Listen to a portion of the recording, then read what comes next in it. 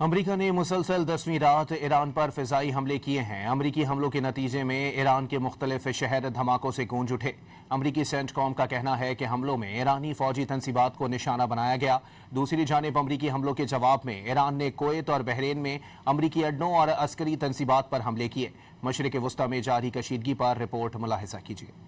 امریکہ نے مسلسل 10ویں رات ایران پر فضائی حملے کر دیے۔ ایرانی میڈیا کے مطابق شیراز، آبدان، بندر عباس اور سرک میں دھماکوں کی آوازیں سنی گئیں۔ چابہار، کنارک اور جزیرہ کشم بھی حملوں سے لرز اٹھے۔ امریکی سینٹ کام کے مطابق ایران پر حملوں کے ایک اور مرحلے میں ایرانی فوج کے کمانڈ سینٹرز، بحری صلاحیتوں، میزائل اور ڈرون لانچ سائٹس اور فضائی دفاعی کے نظاموں کو نشانہ بنایا گیا۔ امریکی فوج کا کہنا ہے کہ اس کارروائی کا مقصد آبنۂ ہرمز سے گزرنے والے تجارتی جہازوں پر حملے جاری رکھنے کی ایران کی صلاحیت کو کمزور کرنا ہے۔ ایران پر امریکی حملوں کے جواب میں پاسداران انقلاب نے پلٹ کر وار کیا۔ اردن، کویت اور بحرین میں ایک بار پھر امریکی تنصیبات کو نشانہ بنایا۔ ایرانی میڈیا کے مطابق پاسداران انقلاب نے کویت میں احمد الجابر بیس کو نشانہ بنایا۔ امریکی اڈے پر early warning system, missile defence radar system, FPS 117 radar, Patriot defence system کو تباہ کر دیا گیا۔ امریکی اڈے پر air defence satellite communication system کو بھی نشانہ بنایا۔ ایران کے پاسداران انقلاب نے بحرین میں امریکی فضائی دفاعی نظام